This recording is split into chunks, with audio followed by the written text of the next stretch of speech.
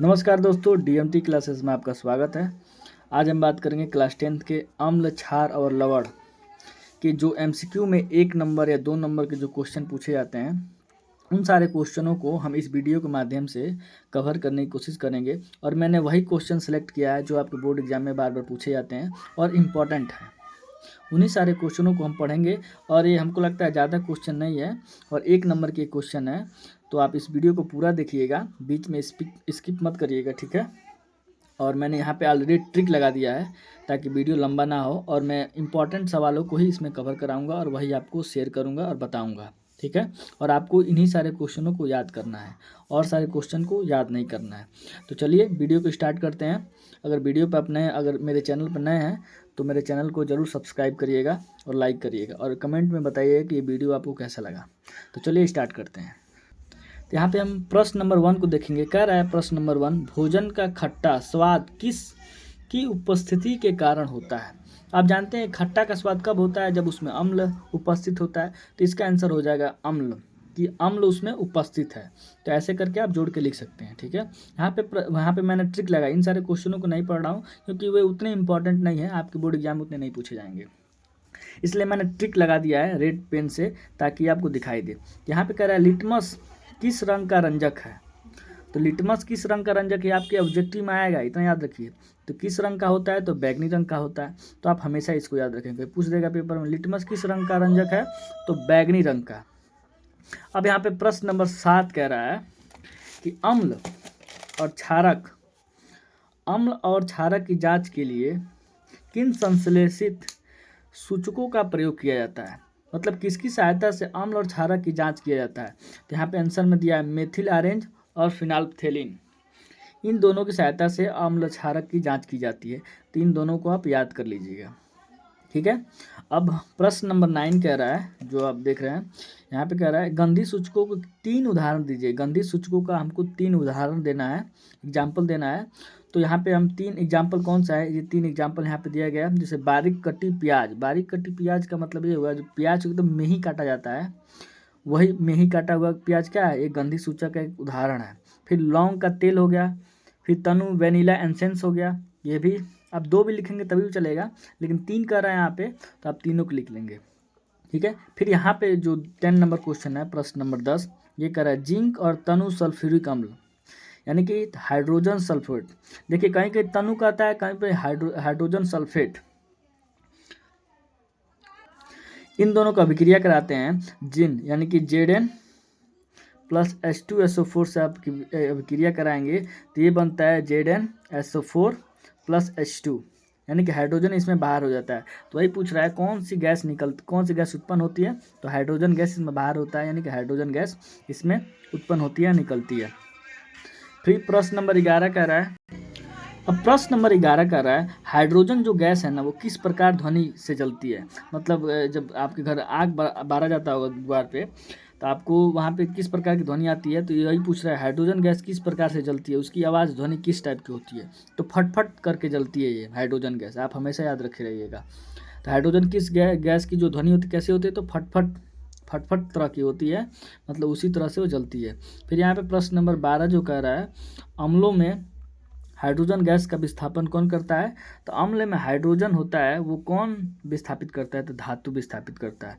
तो इसको आप याद रखे रहेंगे। अब चलते हैं नेक्स्ट क्वेश्चन पे। प्रश्न नंबर 20 कह रहा है धात्विक जो ऑक्साइड होता है वो किस नाम से पुकारा जाता है।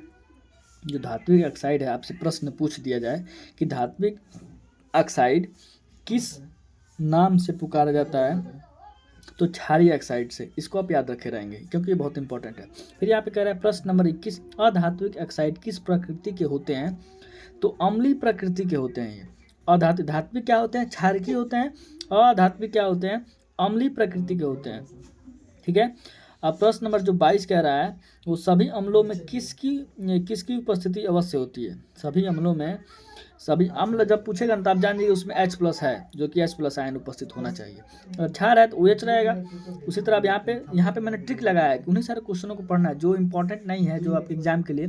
मैं उन सारे क्वेश्चनों को इस वीडियो में कवर नहीं करा रहा हूँ, ठीक है। तो आप जल्दी से जल्दी इस वीडियो को देख लीजिए, पूरा देखिएगा। फिर यहाँ पे मैं 23 नंबर प्रश्न कर रहा है अम्लों का गुणधर्म अम्लीय क्यों होता है। क्यों होता है आपको पता है ना, जब उसमें H+ होने के कारण, यानी कि H+ आयन जो होता है उसी के कारण होता है अम्लीय गुणधर्म होता है उसमें। ठीक है, अब यहाँ पे कह रहा है प्रश्न नंबर 26 कि क्षारक जल में कौन सा आयन देते हैं। क्षारक जो होते हैं जल में कौन सा आयन देते हैं, तो हाइड्रोक्साइड यानी कि OH-, यानी कि OH आयन देते हैं। ठीक है, OH पे माइनस चार्ज होता है। ठीक है, अब हम चलते हैं नेक्स्ट क्वेश्चन। अब यहाँ पे कह रहा है प्रश्न नंबर 30, ये बहुत इंपॉर्टेंट है, इसे आप याद कर लीजिएगा। अनेक सूचकों के मिश्रण को क्या कहते हैं, तो सार्वत्रिक सूचक कहते हैं। कहीं पूछ दिया जाए आपसे अनेक सूचकों के मिश्रण को क्या कहते हैं, तो सार्वत्रिक सूचक कहते हैं। ये हमेशा आप याद रखे रहिएगा। फिर यहाँ पे प्रश्न नंबर जो 32 कह रहा है पीएच स्केल से कहाँ तक पीएच ज्ञात कर सकते हैं। ये तो आपको पता ही होगा, अगर आप साइंस पढ़ते होंगे, अच्छे से पढ़ेंगे तो आपको पता है 0 से 14 तक होता है बस। ये तो आपको सबको मालूम रहता है, आपको भी मालूम होगा, मैंने इसमें कवर करा दिया क्योंकि इंपॉर्टेंट है, अगर फिर से आपको रिपीट हो जाएगा। फिर यहाँ पे कह रहा है प्रश्न नंबर 33 कि पीएच की इकाई यूनिट क्या होती है। तो पीएच का इकाई यूनिट आपसे कोई भी पूछेगा तो आप बताइए कि उसका कोई इकाई यूनिट नहीं होती है। ठीक है, फिर आपको कहीं पीएच का मान 7 दिया है तो पूछेगा कि कौन सा बिलियन है, तो ये उदासीन बिलियन है। तो उसी ये प्रश्न में कहा है किसी उदासीन बिलियन के पीएच का मान क्या होता है, तो उदासीन पूछा, तो उदासीन का मतलब 7, तो आप पीएच का मान कितना होगा, तो 7 होगा। फिर यहाँ पे प्रश्न नंबर 36 कह रहा है पीएच स्केल में किसी बिलियन का मान 7 से अधिक हो तो वह बिलियन कैसा होगा। मतलब 7 से पीएच का मान जब 7 से अधिक होगा तो इतना जानिए, यानी कि OH आ जाएगा, उसमें हाइड्रोक्साइड आ जाएगा, यानी कि हाइड्रोक्साइड आएगा तो क्या होगा, क्षारकीय होगा, तो हो जाएगा क्षारकीय। जब 7 से कम होगा तो अम्लीय होगा। ये आप हमेशा याद रखे रहिएगा। अब चलते हैं नेक्स्ट क्वेश्चन पे, वो भी इंपॉर्टेंट। अब ये जो क्वेश्चन मैं आपको बताने जा रहा हूँ ना, ये क्वेश्चन इतना इंपॉर्टेंट है, आप ये मान के चलिए बहुत इंपॉर्टेंट है, तो आप इस क्वेश्चन को जरूर याद करिएगा, जरूर। देखिए कह रहा है प्रश्न नंबर 58, मैं उन्हीं सब क्वेश्चनों के लिए आपसे बार बार बता रहा हूँ, मैं उन्हीं सारे क्वेश्चनों को बता रहा हूँ जो आपके बोर्ड एग्जाम में आने के ज़्यादा चांसेस हैं, मैं उन्हीं सारे क्वेश्चनों को बता रहा हूँ। इसमें कह रहा है मधुमक्खी के डंक से दर्द और जलन क्यों अनुभव होता है। मधुमक्खी के जो डंक से दर्द और जलन क्यों अनुभव होता है, तो एक अम्ल के कारण होता है। आपसे एक प्रश्न पूछ दिया था, तुरंत लिखिए एक अम्ल के कारण। फिर कह रहा है प्रश्न नंबर 60, यहाँ पे प्रश्न नंबर 59 भी इंपॉर्टेंट है हमको लगता है। एक डंक मारे गए अंग पर किसके उपयोग से आराम मिलता है, तो बेकिंग सोडा या दुर्बल क्षारक से। ठीक है, बेकिंग सोडा क्या है, एक दुर्बल क्षारक है, आप याद रख रहिएगा। फिर कह रहे नेटल के डंक मारने वाले बालों में क्या होता है, तो मेथेनाइक अम्ल होता है। ठीक है, फिर कह रहा है प्रश्न नंबर जो 62, इमली में कौन सा अम्ल पाया जाता है। ये आपके क्वेश्चन में आएगा, ये कंपटीशन में भी आता है, बार बार पूछा जाता है भाई, तो आप इसे याद कर लीजिए। टार्टरिक अम्ल पाया जाता है, इमली में कौन सा अम्ल पाया जाता है, टार्टरिक अम्ल पाया जाता है, टार्टरिक। ठीक है, टमाटर में कौन सा अम्ल पाया जाता है, 63 क्वेश्चन कर रहा है, टमाटर में ऑक्जेलिक। ठीक है, इसको भी याद रखे रहिएगा। फिर सिरके में कौन सा, तो सबको पता है, तो एसिटिक अम्ल पाया जाता है। एसिटिक अम्ल का फॉर्मूला क्या होता है, आप कमेंट सेक्शन में बताइएगा। ठीक है, फिर नींबू संतरा में कौन सा अम्ल पाया जाता है, तो सिट्रिक अम्ल पाया जाता है। और इसको कमेंट में आप बताइएगा, पूरा वीडियो देख लीजिएगा। अब पूरा वीडियो देखने के बाद कमेंट में बताइएगा कि सिरके, मतलब पूरा वीडियो देख के उसके बाद बताइए, देखते हैं आपको याद रहता है कि नहीं। एक बार में देख के आपको याद हो जाता है कि नहीं, आप अपने आप को चेक कर सकते हैं। तो नींबू संतरा में कौन सा अम्ल होता है, तो सिट्रिक अम्ल होता है। फिर प्रश्न नंबर 66 कह रहा है चींटी के डंक से कौन सा अम्ल हमें कष्ट देता है। जो चींटी होती, एंट होती हैं जो काटती हैं सब, तो डंक जो मारते हो हमें कौन सा कष्ट, और कौन सा अम्ल जो कष्ट देता है, तो मेथनाइक अम्ल कष्ट देता है। फिर दही जो खट्टे दूध में कौन सा अम्ल होता है, दही में कौन सा अम्ल होता है, ऐसे भी बता सकते हैं। दही में कौन सा अम्ल होता है, तो लैक्टिक एसिड होता है, यानी कि लैक्टिक अम्ल होता है। साधारण नमक का सूत्र आप तो जानते हैं, नमक का सूत्र जानते हैं, NaCl सोडियम क्लोराइड होता है। ठीक है, तो ये रहे आपके क्वेश्चन अम्ल क्षार लवण के, मोस्ट इंपॉर्टेंट क्वेश्चन है। इधर तो कुछ है नहीं उतना, और मैं इसके लिए कुछ वो लेके आना वाला हूँ। हाँ, प्रबल क्षारों के 4 उदाहरण दे देता हूँ आपको यहाँ पे कुछ, जो आपको ये प्रबल क्षार है ना, प्रबल क्षारों के 4 उदाहरण है, लिथियम हाइड्रोक्साइड, उसके पोटेशियम हाइड्रोक्साइड, उसके बेरियम हाइड्रोक्साइड, सोडियम हाइड्रोक्साइड। ये 4 जो एग्जाम्पल क्या है प्रबल क्षारों के, तो ये आप याद कर लीजिए। फिर उसके नीचे 81 नंबर वाला भी याद कर लीजिएगा, स्क्रीनशॉट ले लीजिए, आपके एग्जाम में आ सकता है, या आपको एग्जाम्पल लिखना हो तो कोई दिक्कत नहीं होगा। और ये आप रिएक्शन देख रहे हैं, इस रिएक्शनों को मैं आसान भाषा में सिखाने वाला हूँ।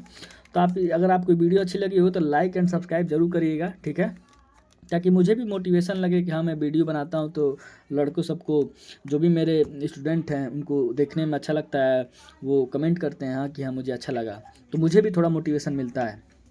ठीक है, तो मिलते हैं हम नेक्स्ट वीडियो में।